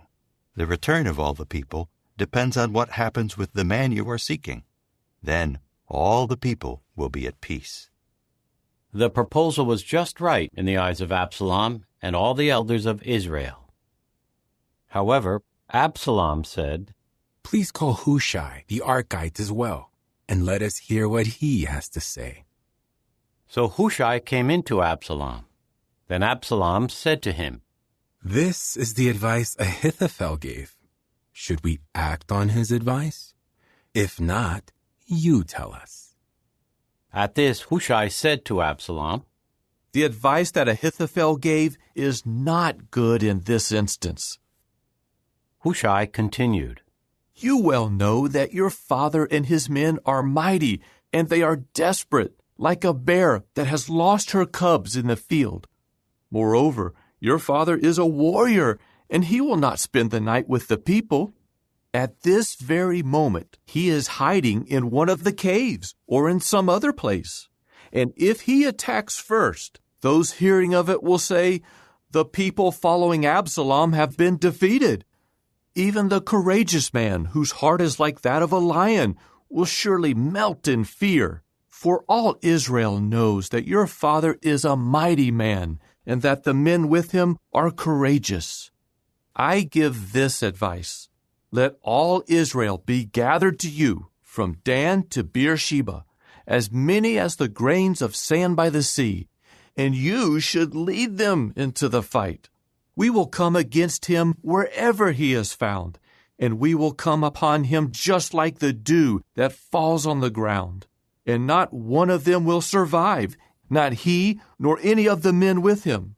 If he retreats into a city, all Israel will carry ropes to that city, and we will drag it down into the valley until not even a pebble is left." Then Absalom and all the men of Israel said, "The advice of Hushai the Archite is better than the advice of Ahithophel." For Jehovah had determined to frustrate the sound advice of Ahithophel, so that Jehovah could bring disaster on Absalom. Hushai later said to Zadok and Abiathar the priests, "This is what Ahithophel has advised Absalom and the elders of Israel, and this is what I have advised. Now quickly send word to David and warn him, do not stay at the fords of the wilderness tonight, but cross over without fail, or the king and all the people with him may be wiped out." Jonathan and Ahimaaz were staying at En-Rogel. So a servant girl went off and told them, and they went to tell King David, for they did not dare to be seen entering the city. However, a young man saw them and told Absalom. So the two of them quickly went off and came to the house of a man in Bahurim who had a well in his courtyard. They went down into it, and the man's wife spread a covering over the top of the well and covered it with cracked grain. No one knew about it. The servants of Absalom came to the woman at her house and asked, "Where are Ahimaaz and Jonathan?" The woman replied, "They passed by toward the water." Then the men searched for them but did not find them, so they returned to Jerusalem. After the men were gone, they came up out of the well and went and informed King David. They said to him, "Rise up and quickly cross the water, for this is what Ahithophel advised against you." Immediately David and all the people with him rose up and crossed the Jordan. By daybreak there was no one left who had not crossed the Jordan. When Ahithophel saw that his advice had not been acted on, he saddled a donkey and went to his house in his hometown. After he gave instructions to his household, he hanged himself. So he died and was buried in the burial place of his forefathers. Meanwhile, David went to Mahanaim, and Absalom crossed the Jordan with all the men of Israel. Absalom put Amasa in charge of the army in place of Joab. Amasa was the son of a man named Ithra the Israelite, who had relations with Abigail, the daughter of Nahash, the sister of Zeruiah, Joab's mother. Israel and Absalom camped in the land of Gilead. As soon as David came to Mahanaim, Shobai the son of Nahash from Rabbah of the Ammonites, Machir the son of Ammiel from Lodebar, and Barzillai the Gileadite from Rogelim brought beds, basins, clay pots, wheat, barley, flour, roasted grain, broad beans, lentils, parched grain, honey, butter, sheep, and cheese. They brought all of this out for David and the people with him to eat. For they said, "The people are hungry and tired and thirsty in the wilderness." Chapter 18. Then David numbered the men who were with him, and placed over them chiefs of thousands and chiefs of hundreds. And David sent 1/3 of the men under the command of Joab, 1/3 under the command of Joab's brother Abishai the son of Zeruiah, and 1/3 under the command of Ittai the Gittite. The king then said to the men, "I will also go out with you." But they said, "You must not go out, for if we flee, they would not care about us. And if half of us would die, they would not care about us, because you are worth 10,000 of us. Therefore, it would be better if you would send us help from the city." The king said to them, "Whatever seems best to you, I will do." So the king stood next to the city gate, and all the men went out by hundreds and by thousands. Then the king gave Joab and Abishai and Ittai this order: "Deal gently with the young man Absalom, for my sake." All the men heard it when the king gave all the chiefs the order about Absalom. the men went out to the field to meet Israel, and the battle took place in the forest of Ephraim. There the people of Israel were defeated by the servants of David, and a great slaughter took place on that day, 20,000 men. The battle spread through the whole region. Furthermore, the forest devoured more of the people than the sword did on that day. Absalom eventually found himself facing the servants of David. Absalom was riding on a mule, and the mule went under the thick branches of a large tree, and his head got entangled in the big tree, so that he was suspended in mid-air, while the mule he had been riding kept going. Then someone saw it and told Joab, "Look, I have seen Absalom hanging in a big tree." Joab replied to the man who told him, "If you saw it, why did you not strike him down to the ground on the spot? Then I would have gladly given you 10 pieces of silver and a belt." But the man said to Joab, "Even if I were handed 1,000 pieces of silver, I could not lift my hand against the king's son. For we heard the king order you and Abishai and Ittai, whoever you are, watch over the young man Absalom. If I had disobeyed and taken his life, it could never have remained hidden from the king, and you would not have protected me." To this Joab said, "I am not going to waste any more time with you." So he took 3 spikes in his hand and drove them through the heart of Absalom while he was still alive in the midst of the big tree. Then 10 attendants who carried Joab's weapons came and struck Absalom until he was dead. Joab now blew the horn, and the men returned from chasing after Israel. Joab called for them to halt. They took Absalom and threw him into a big pit in the forest, and piled up over him a very big heap of stones, and all Israel fled to their homes. Now Absalom, while he was alive, had taken and set up for himself a pillar in the valley of the king. For he said, "I have no son to preserve the memory of my name." So he named the pillar after himself, and it is called Absalom's monument to this day. Ahimaaz, the son of Zadok, said, "Let me run, please, and break the news to the king, for Jehovah has given him justice by freeing him from his enemies." But Joab said to him, "You will not be a bearer of news this day. You may break the news on another day, but today you will not break the news, because the king's own son has died." Then Joab said to a Cushite, "Go, tell the king what you have seen." At that the Cushite bowed to Joab and ran off. Ahimaaz, the son of Zadok, said once again to Joab, "Whatever happens, please let me also run behind the Cushite." However, Joab said, "Why should you run, my son, when there is no news for you to tell?" Still he said, "Whatever happens, let me run." So Joab said to him, "Run." And Ahimaaz ran by the way of the district of the Jordan, and he eventually overtook the Cushite. Now David was sitting between the 2 city gates, and the watchman went up to the roof of the gate by the wall. He looked up and saw a man running by himself. So the watchman called out and told the king. The king said, "If he is by himself, he has news to tell." As he came steadily nearer, the watchman saw another man running. The watchman then called to the gatekeeper, "Look, another man running by himself." The king said, "This one is also bringing news." The watchman said, "I can see that the first man runs like Ahimaaz, the son of Zadok." So the king said, "He is a good man, and he comes with good news." Ahimaaz then called out to the king, "All is well." With that he bowed to the king with his face to the ground. Then he said, "May Jehovah your God be praised, who has surrendered the men who rebelled against my lord the king." However, the king said, "Is everything all right with the young man Absalom?" To this Ahimaaz said, "I saw the great commotion when Joab sent the king's servant and your servant, but I did not know what it was." So the king said, "Step aside. Stand here." At that he stepped aside and stood there. Then the Cushite arrived, And the Cushites said, Let my lord the king accept this news.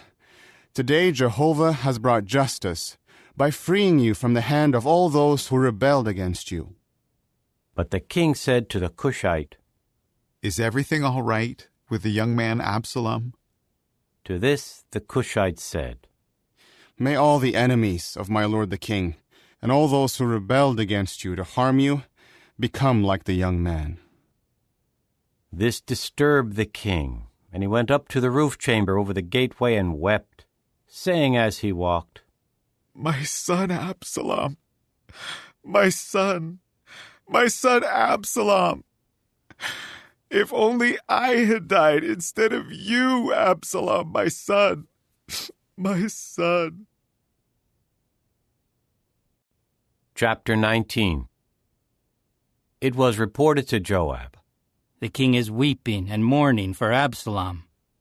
So the victory on that day was turned into mourning for all the people, because they heard that the king was grieving over his son. The people quietly returned to the city that day like people who are ashamed because they fled in the battle. The king covered his face and kept crying out with a loud voice, My son Absalom, Absalom, my son, my son. Then Joab went in to the king at the house and said, Today you have put to shame all your servants who this day saved your life and the lives of your sons, your daughters, your wives, and your concubines. You love those who hate you and hate those who love you. For you have made it clear today that your chiefs and servants mean nothing to you. Because I am sure that if only Absalom were alive today and the rest of us were dead, it would be all right with you. Now get up, go out and reassure your servants, because by Jehovah I swear that if you do not go out, not a man will remain with you tonight. This will be worse for you than all the injury that has come upon you from your youth until now. So the king rose up and sat in the city gate, and all the people were informed. Now the king is sitting in the gate. Then all the people came before the king. But Israel had fled, each to his home. All the people in all the tribes of Israel were disputing, saying, The king saved us from our enemies, and he rescued us from the Philistines, but now he has fled the land because of Absalom.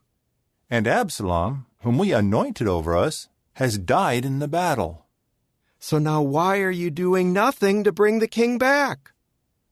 King David sent this message to Zadok and Abiathar the priests.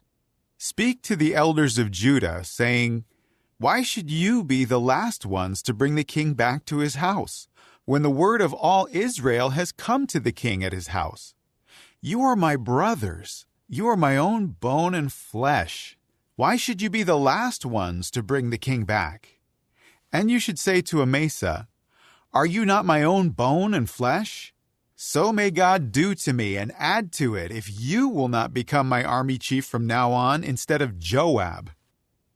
So he won over the hearts of all the men of Judah as one man, and they sent word to the king, Come back, you and all your servants. The king started back and reached the Jordan, and the people of Judah came to Gilgal to meet the king and to escort him across the Jordan. Then Shimei the son of Gera, the Benjaminite from Bahurim, hurried down with the men of Judah to meet King David, and there were 1,000 men from Benjamin with him. Also Ziba, the attendant of the house of Saul, with his 15 sons and 20 servants, rushed down to the Jordan ahead of the king. He crossed the ford to bring the king's household across, and to do whatever he desired.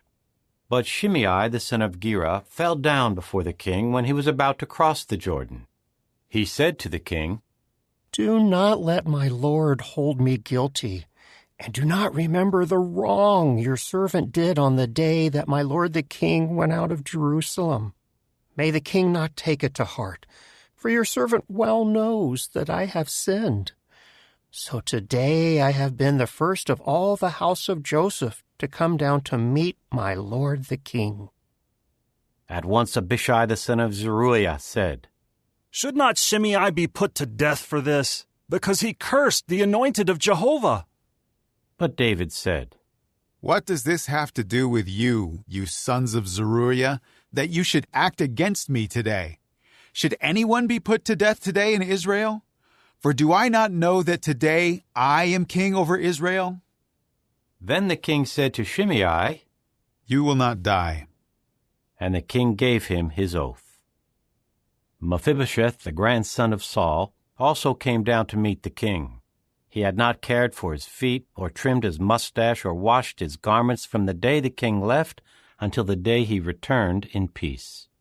When he came to Jerusalem to meet the king said to him, Why did you not go with me, Mephibosheth?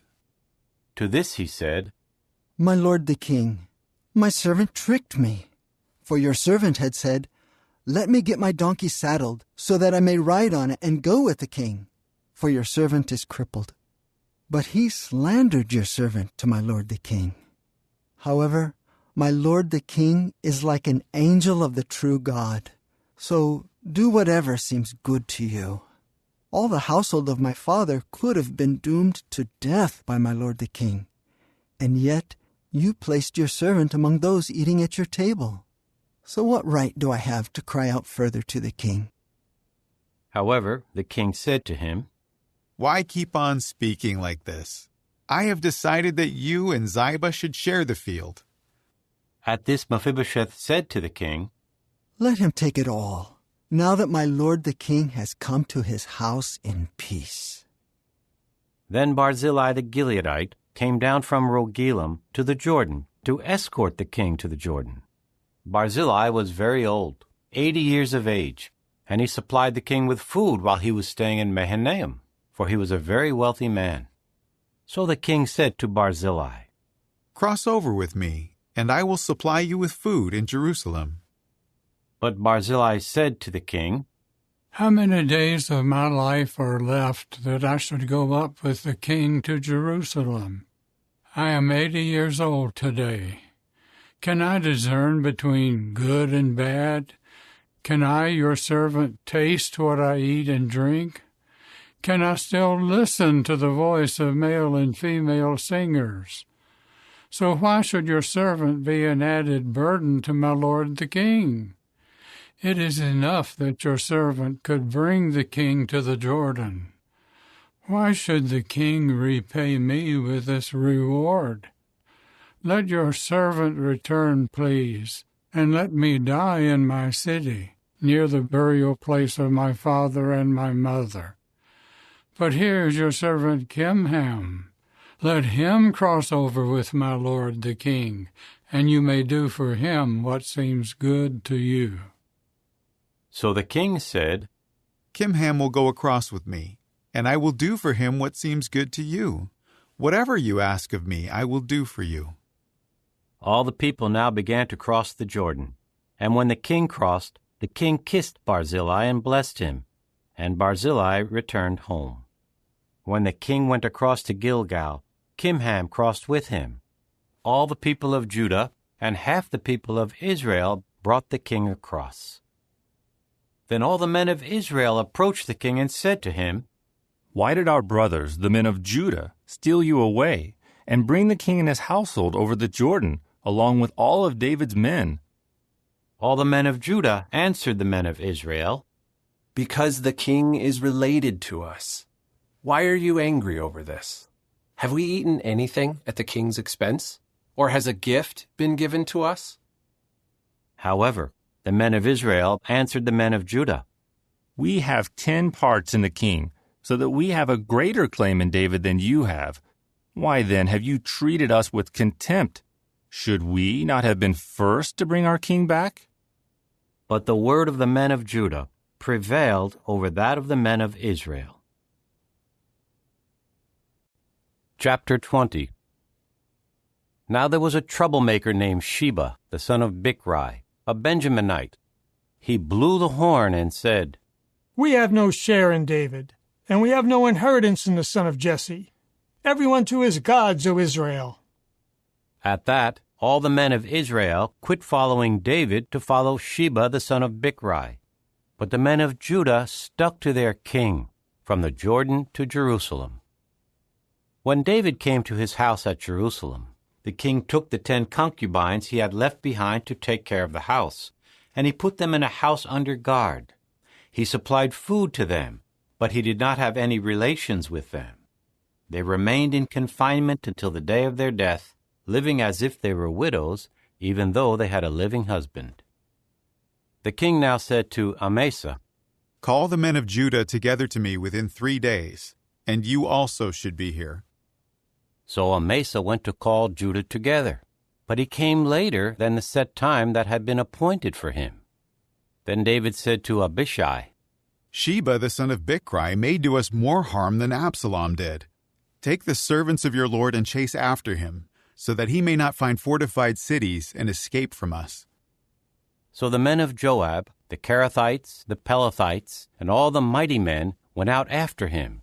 They left Jerusalem to chase after Sheba the son of Bichri.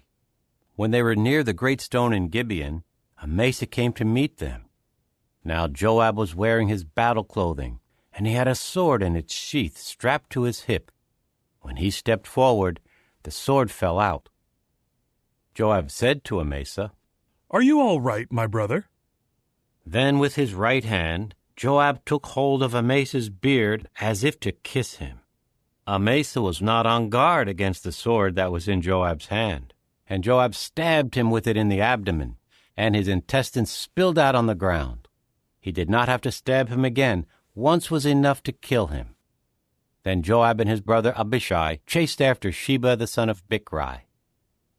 One of Joab's young men stood by him and was saying, "Whoever is on Joab's side and whoever belongs to David, let him follow Joab." All the while Amasa was wallowing in his blood in the middle of the road. When the man saw that all the people were stopping, he moved Amasa from the road to the field. Then he threw a garment over him, because he saw that everyone was stopping when they came up to him. After he had removed him from the road, all the men followed Joab to chase after Sheba the son of Bichri. Sheba passed through all the tribes of Israel to Abel of Bethmaachah. The Bichrites gathered together and also went in after him. Joab and his men came and besieged him in Abel of Bethmaachah and raised up a siege rampart against the city, as it was standing within a rampart. And all the men with Joab were undermining the wall to knock it down. And a wise woman called out from the city, "Listen, men, listen! Please tell Joab, 'Come here, and let me speak to you.'" So he went near to her, and the woman said, "Are you Joab?" He replied, "I am." At this she said to him, "Listen to the words of your servant." He said, "I am listening." She continued, "They would always say, in the past, 'Let them inquire in Abel,' and that was the end of the matter.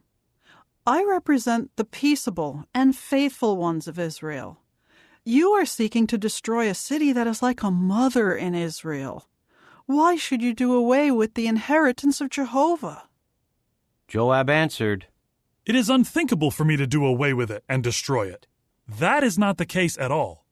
Rather, a man named Sheba, the son of Bichri, from the mountainous region of Ephraim, has rebelled against King David. If you hand over this one man, I will withdraw from the city."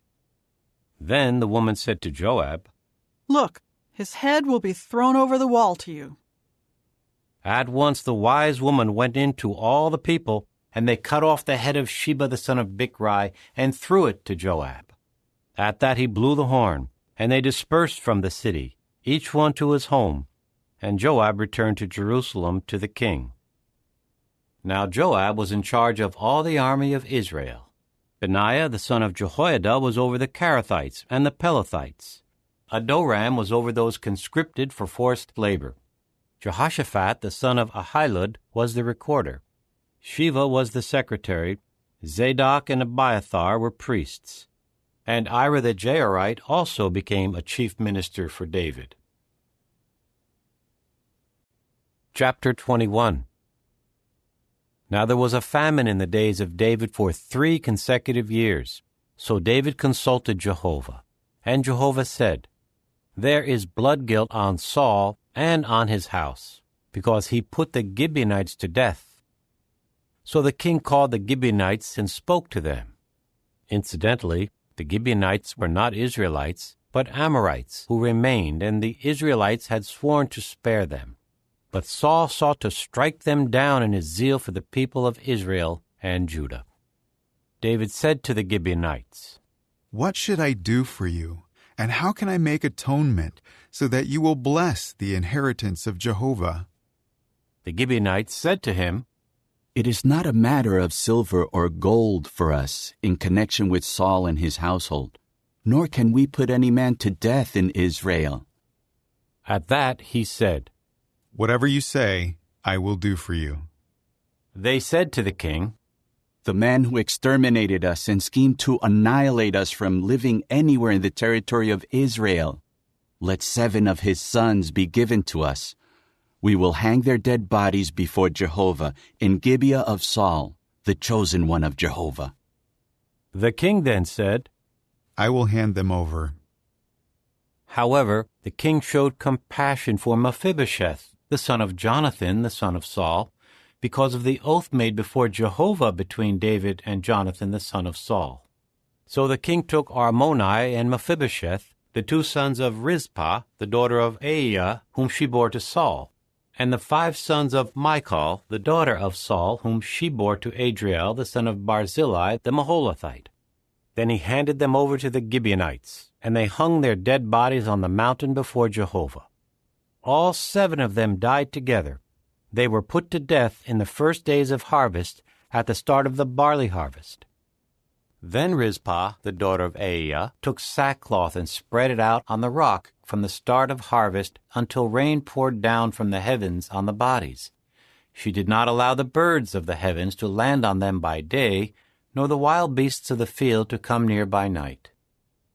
David was told what Saul's concubine Rizpah, the daughter of Aiah, had done.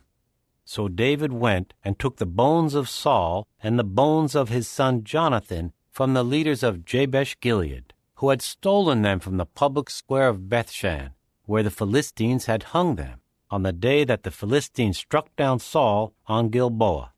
He brought the bones of Saul and the bones of his son Jonathan up from there, and they also gathered the bones of the men who had been executed.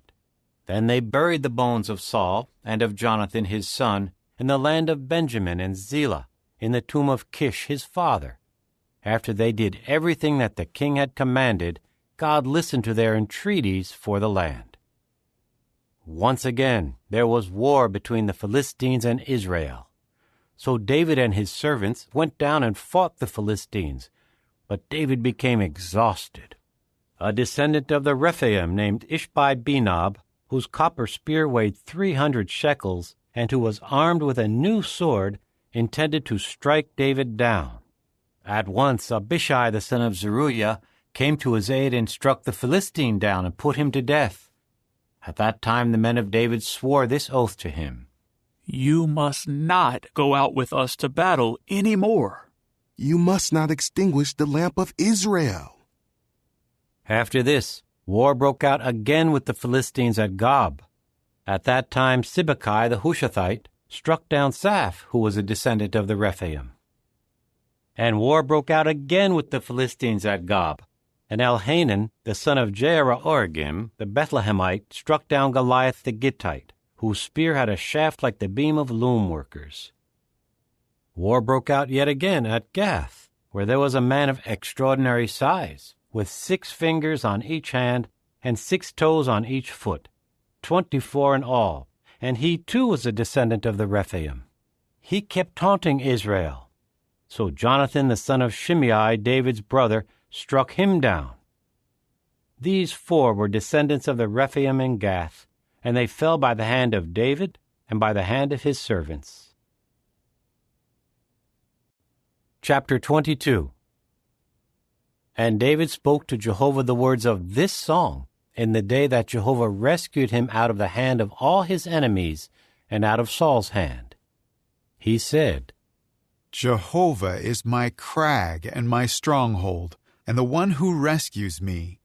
My God is my rock, in whom I take refuge, my shield and my horn of salvation, my secure refuge and my place to flee, my Savior, you who save me from violence. I call on Jehovah, who is worthy of praise, and I will be saved from my enemies. The waves of death broke all around me. Flash floods of worthless men terrified me. The ropes of the grave surrounded me. The snares of death confronted me. In my distress I called on Jehovah. To my God I kept calling. Then from his temple he heard my voice, and my cry for help reached his ears. Back and forth the earth began to shake and rock. The foundations of the heavens trembled and shook back and forth because he had been angered. Smoke ascended from his nostrils, and a consuming fire came from his mouth. Glowing coals blazed from him. He made the heavens bend as he descended, and thick gloom was beneath his feet. He rode on a cherub and came flying. He was visible on the wings of a spirit. Then he put darkness around him as a shelter, in dark waters and thick clouds. From the brightness before him, fiery coals blazed. Then Jehovah began to thunder from heaven. The Most High made his voice heard. He shot his arrows and scattered them, lightning, and he threw them into confusion. The bed of the sea became visible. The foundations of the land were exposed by the rebuke of Jehovah, by the blast of the breath from his nostrils. He reached down from on high. He took hold of me and pulled me from deep waters. He rescued me from my strong enemy, from those hating me who were stronger than I was. They confronted me on the day of my disaster, but Jehovah was my support. He brought me out into a place of safety. He rescued me because he was pleased with me. Jehovah rewards me according to my righteousness. He repays me according to the innocence of my hands. For I have kept the ways of Jehovah, and I have not wickedly abandoned my God. All his judgments are before me. I will not deviate from his statutes. I will remain blameless before him, and I will keep myself from error. May Jehovah repay me according to my righteousness, according to my innocence before him. With someone loyal, you act in loyalty. With the blameless mighty man, you deal blamelessly. With the pure, you show yourself pure. But with the crooked, you show yourself shrewd. For you save those who are humble, but your eyes are against the haughty, and you abase them. For you are my lamp, O Jehovah. It is Jehovah who lights up my darkness. With your help, I can charge against a marauder band. By God's power, I can scale a wall. The way of the true God is perfect. The saying of Jehovah is refined. He is a shield to all those taking refuge in him. For who is a God besides Jehovah? And who is a rock except our God? The true God is my strong fortress, and he will make my way perfect. He makes my feet like those of a deer. He makes me stand on high places. He trains my hands for warfare. My arms can bend a bow of copper. You give me your shield of salvation, and your humility makes me great. You widen the path for my footsteps. My feet will not slip. I will pursue my enemies and annihilate them. I will not return until they are wiped out, and I will wipe them out and crush them so that they will not rise up. They will fall under my feet. You will equip me with strength for the battle. You will make my foes collapse under me. You will make my enemies retreat from me. I will put an end to those who hate me. They cry for help, but there is no one to save them. They even cry to Jehovah, but he does not answer them. I will pound them as fine as the dust of the earth. I will pulverize and trample them, like mud in the streets. You will rescue me from the fault-finding of my people. You will safeguard me to be the head of nations. A people whom I have not known will serve me. Foreigners will come cringing before me. What they hear about me will make them obey me. Foreigners will lose courage. They will come trembling from their strongholds. Jehovah is alive. Praised be my rock. Let the God of the rock of my salvation be exalted. The true God executes vengeance for me.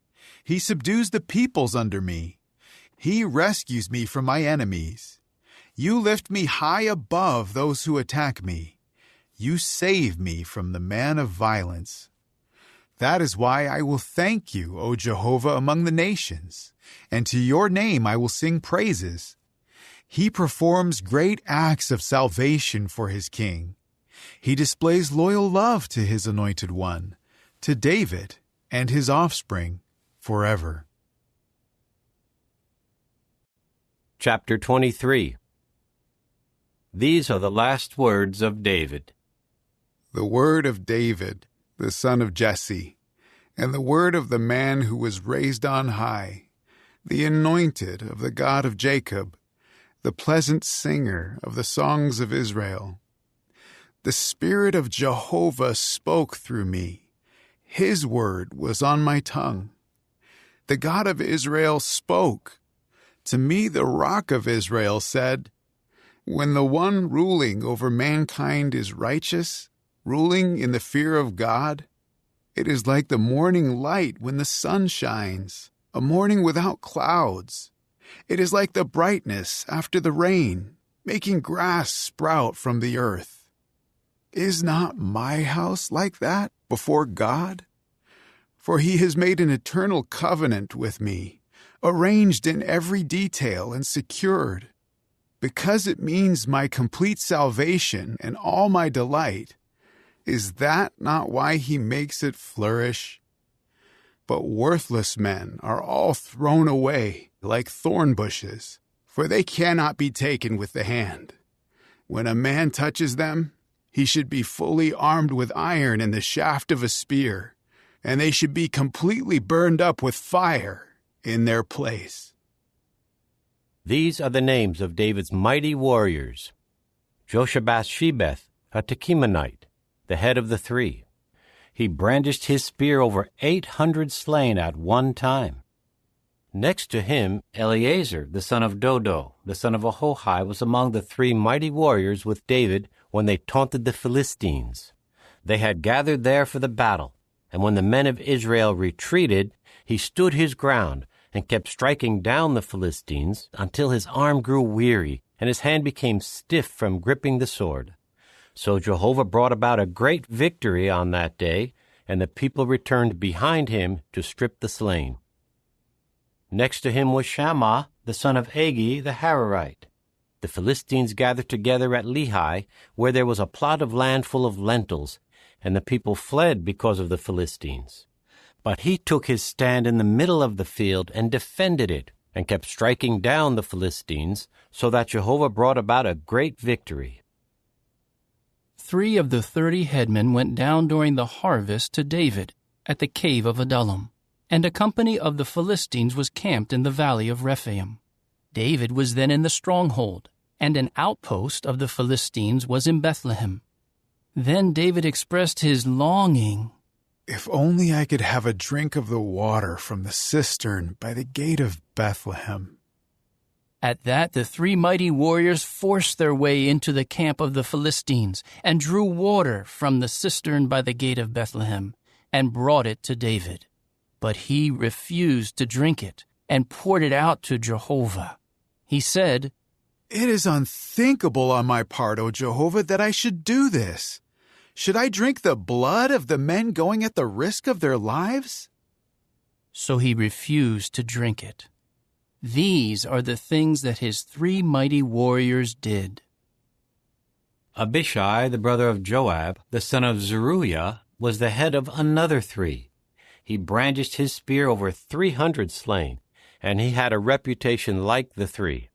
Although he was the most distinguished of the other three and he was their chief, he did not attain to the rank of the first three.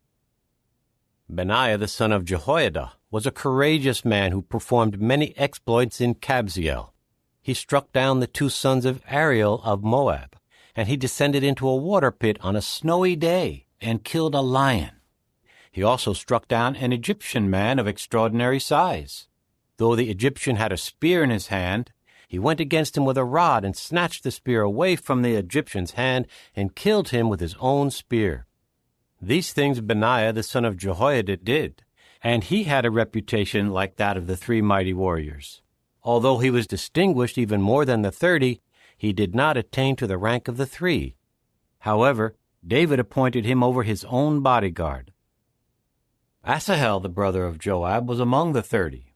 Elhanan the son of Dodo of Bethlehem, Shammah the Harodite, Elika the Harodite, Helez the Paltite, Ira the son of Ikash the Tekoite, Abiezer the Anathothite, Mebunai the Hushathite, Zalmon the Ahohite, Meharai the Netophathite, Heleb the son of Baanah the Netophathite, Ittai the son of Ribai of Gibeah of the Benjaminites, Benaiah a Pirathonite, Hiddai of the Wadis of Gaash, Abi-Albin the Arbathite, Asmaveth the Barhumite, Eliabah the Shaalbonite, the sons of Jashan, Jonathan, Shammah the Hararite, Ahiam the son of Sherar the Hararite, Eliphalet the son of Ahasbai the son of the Maacathite, Eliam the son of Ahithophel the Gilonite, Hezro the Carmelite, Paarai the Arbite, Igal the son of Nathan of Zobah, Bani the Gadite, Zelek the Ammonite, Naharai the Beerothite, the armor-bearer of Joab the son of Zeruiah, Ira the Ithrite, Gareb the Ithrite, and Uriah the Hittite, 37 in all. Chapter 24.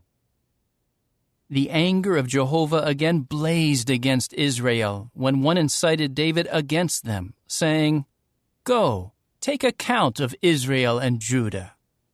So the king said to Joab, the chief of the army who was with him, "Please go through all the tribes of Israel, from Dan to Beersheba, and register the people, so that I may know the number of the people." But Joab said to the king, "May Jehovah your God multiply the people 100 times, and may the eyes of my lord the king see it. But why does my lord the king want to do such a thing?"